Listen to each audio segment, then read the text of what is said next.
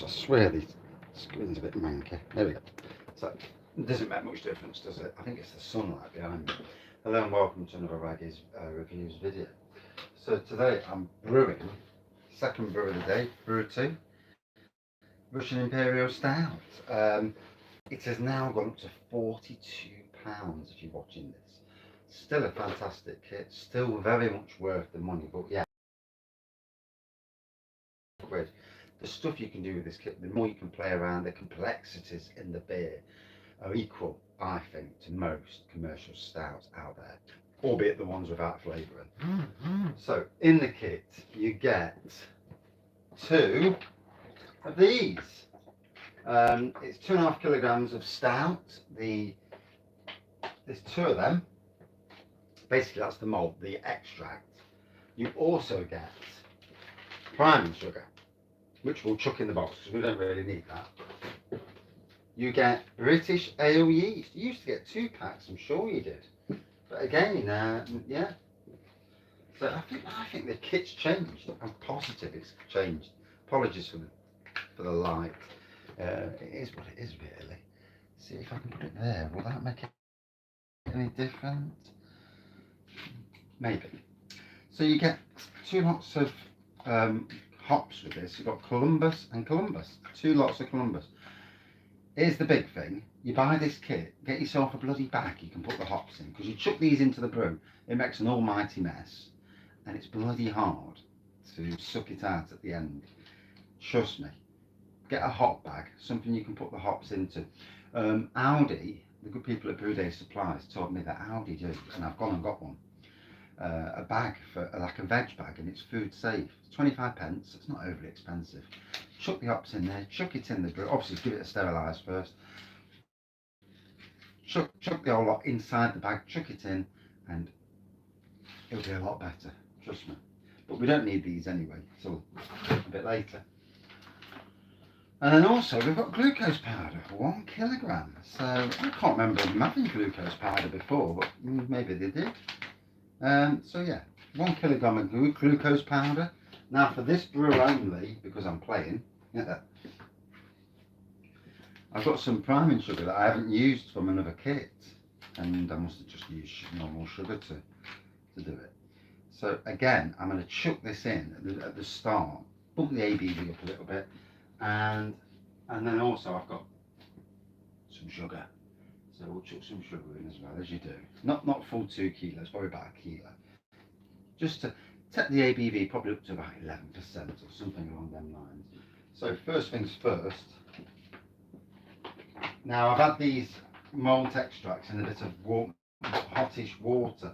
Whether it's the best thing to do is soak them in hot water to really loosen up that malt extract. Now obviously, my fermentation vessel is a 30 litre fermentation vessel. Don't use 25, it's not big enough for this. Oh, and that's worked a treat. That's a lot better than it normally is. It's normally as gloopy as hell and a task to get it out. So it does work, you know. Right, so what I'm going to do, there we go, just kill it off, put a bit of hot water in there, as you do.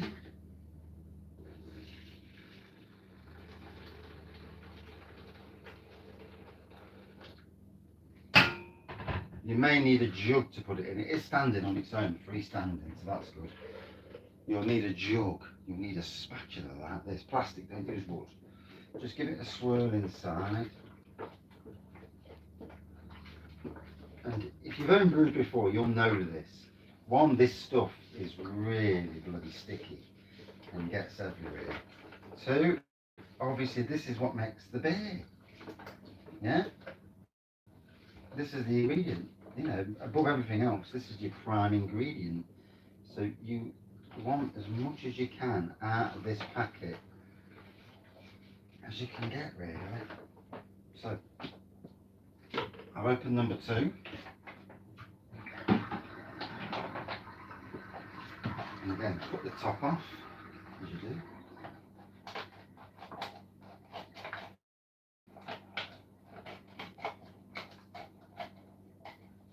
I'd say soak it for about Soak it in hot water for about half an hour. Really warm that you know, the malt extract up. And again, if you can see that on camera, yeah, it's really quite nice and soft and gloopy, much better than it has been. It's very black. Looks like me when I've been to toilet after a night on the red wine, but there you go.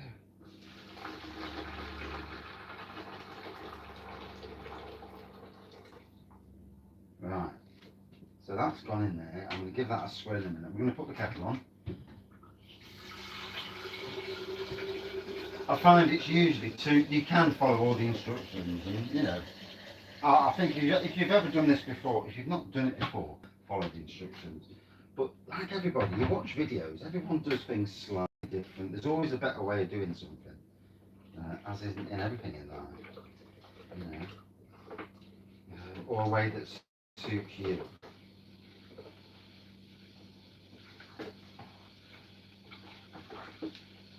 So again, I'm giving it a good swirl. I want clean, super clean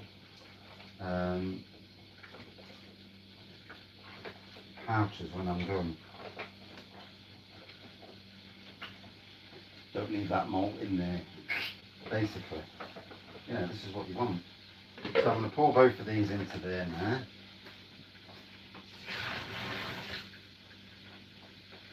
Got a lovely colour to it. And again, I don't know if you can see that on camera. Yeah, it's nearly got most of it. So it's worked. Putting it in a bit of hot water beforehand certainly has made life easier. And again with that one. Right, just got to wait for the kettle to boil. While the kettle's boiling, we might as well chuck in the glucose. So,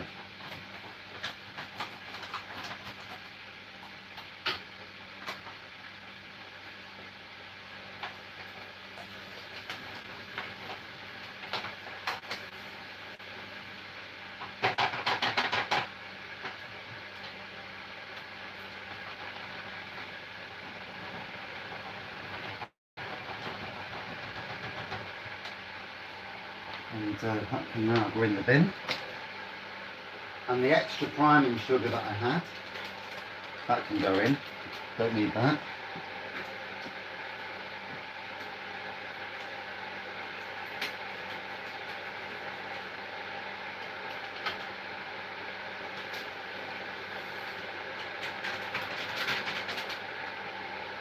So it'll be interesting to see what the gravity is at the end of this. No, not that one. So yeah, I've got about half a kilo of sugar.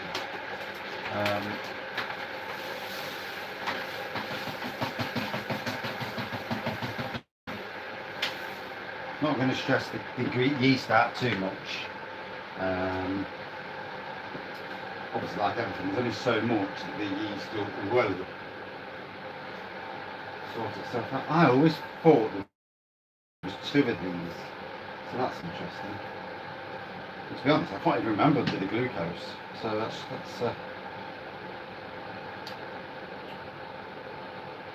we'll take a reading, and obviously I've added a bit of sugar and the extra priming sugar, and see what the starting gravity is going to be. I haven't done it on any other kits I've been brewing recently because, to be fair, there's no need. They've come out exactly as they should have done, and so I've already got the ABV pretty much spot on. But yeah, so just wait for the kettle. Always the boring part. This is what adds the time to the brew. And I've got the grain brew to do possibly next. Sometime in the week maybe. No, I can't because I've got to wait. Yeah. So might be a week and a half, might be 2 weeks, and then I'll do the grain brew and also a wine brew. So I'm proper going for it on the channel at the moment.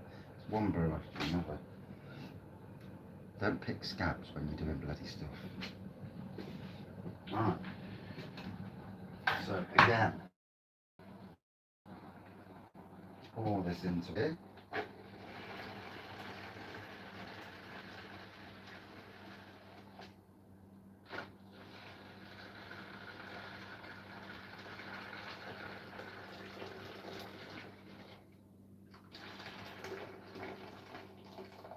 Right, I'm going to get the last about a quarter of a kettleful.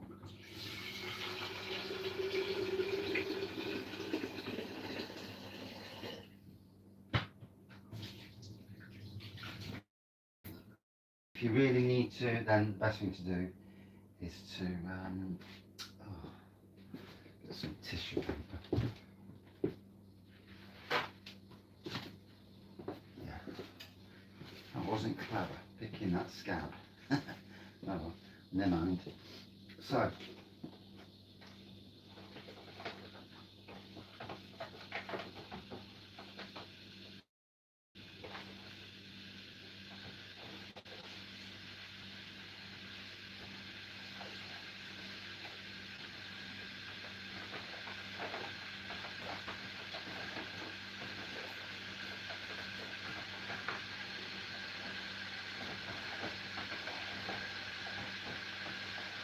so I'm plussing the kit again a little bit, both this side of things and at the hops side of things. I've actually got 2 packets of hops, Fuggles and Golding, and I'm going to use them to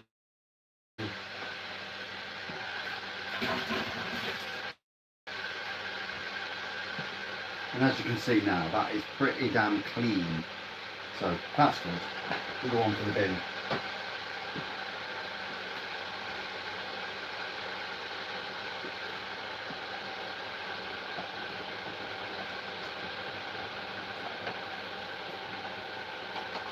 And again, just cleaning it out here. You probably, for those, you know, if you're being, got to be careful, just make sure, because obviously it's bloody hot, you don't want to burn yourself. There's no easy way of doing it, but soaking in hot water beforehand is king. And again, for that, clean. So all that juicy malt that's making the beer is in there. So here we go.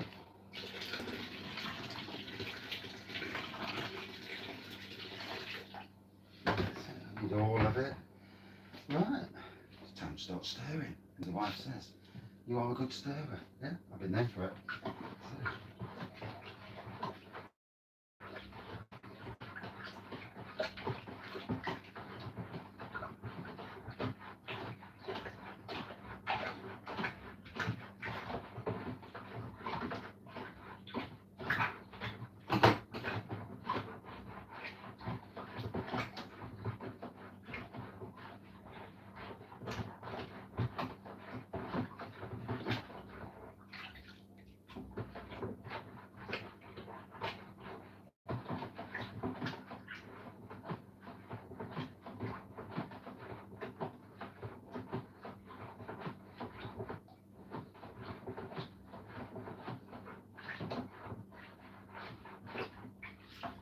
Now this is the 3rd time I've brewed this.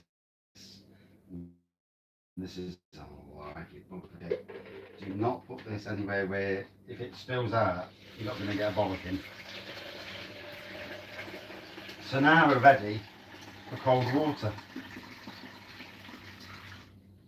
Obviously my water's pretty decent. Depends where you are in the country, you may want to use filtered water, which is a bit of a pain, or even bottled water, which is expensive.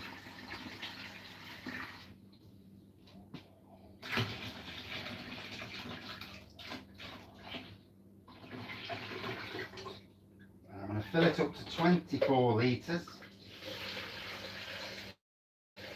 And yeah. Oof.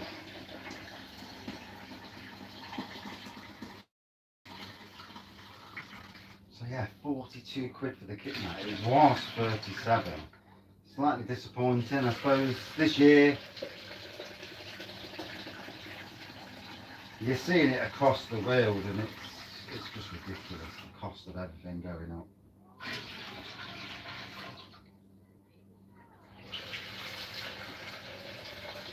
Obviously, everything because of the cost of petrol and diesel, cost of raw ingredients.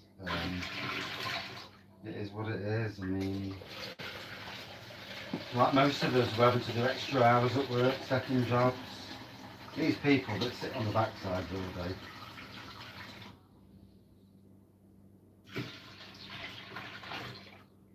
Right, here we go. And like I say, this is, for me, is the best kit in the UK. It is. It's a stunning kit. Is that funny? Right.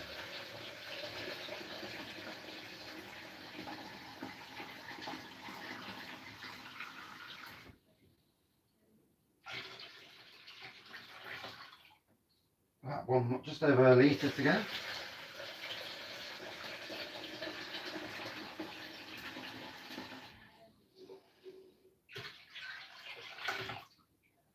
Right, we're on 24. I always go a little bit more. I know it says 23, but if you do it to 23, then you lose a bloody litre with the yeast, and especially with the hops. With the hops, you lose.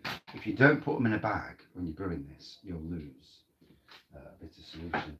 So I'm just going to run the hot water tap.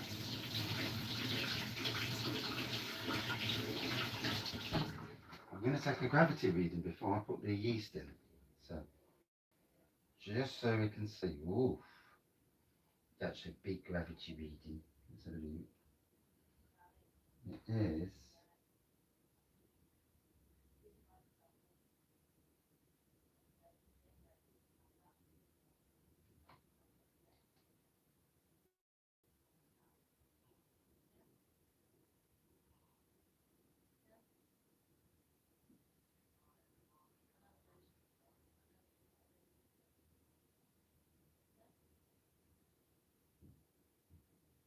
Right, it's coming out at 1090. So for the people out there who've got their calculators,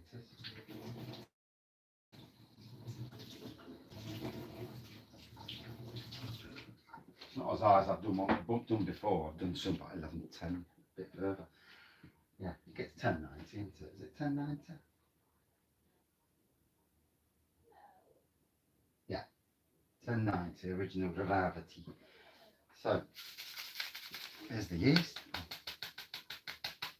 Push that down to the bottom so that we can get to the top, and just get sprinkling the yeast on the top now.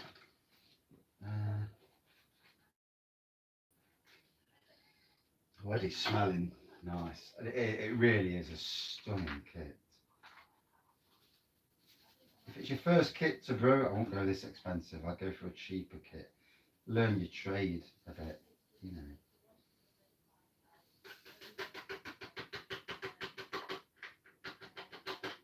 And to be honest, with all that sugar to feed on, it should be amazing. So,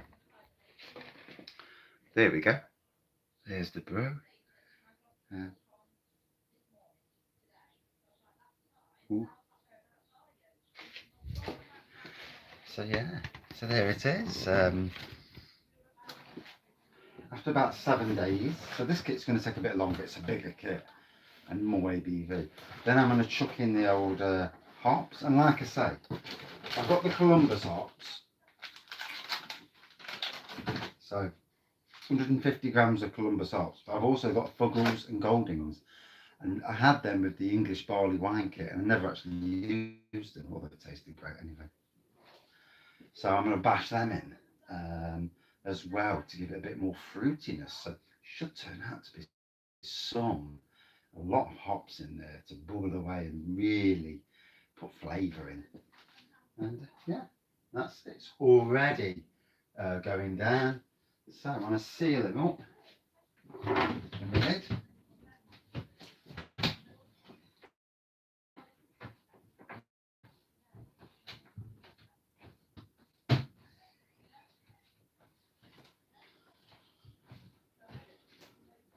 And that's it. I've got a bit of cleaning up to do. But there we go. Can't wait. Excited about this kit. I'm not excited. It makes a mess in the kitchen. Cheers all.